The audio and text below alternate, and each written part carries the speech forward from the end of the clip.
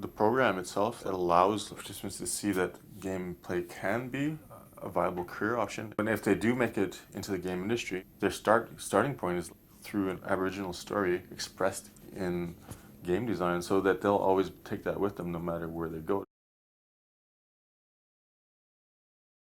We had two storytellers. The first night was at the Kahnawake Survival School. They both told different stories from their region. When we started the class, one of our first assignments was to gather stories and read them aloud to the class. From there was a selection process of what story you wanted to tell through this game. There's always themes throughout these like sacred stories that people tell in terms of trickster figures and the idea of community expeditions to improve your community and improve yourself, how the natural world works.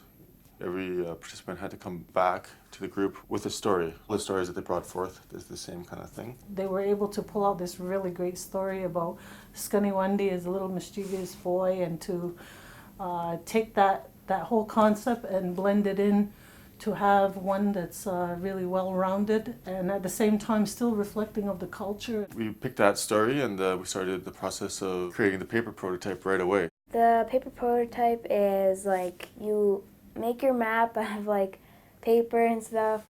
It was really nice watching them play the paper prototype, because they would get all excited and like, okay, here I'm coming, boom, boom, boom, you know, and all this kind of game interaction with just paper and little clay models that they had. The game begins in a community village with a longhouse and an elder sitting by the fire. And Skawennati is a young boy about the age of 15. Who is known in the community as a braggart and very boastful and a little bit ego-driven. And so they decide to call him to task. Goes inside the longhouse and there's an elder and he says, well, guess what, Skawennati? The council have come together and we have great news for you. And Skawennati's like, what? And he's like, we've decided to have you fight the stone giant. Me?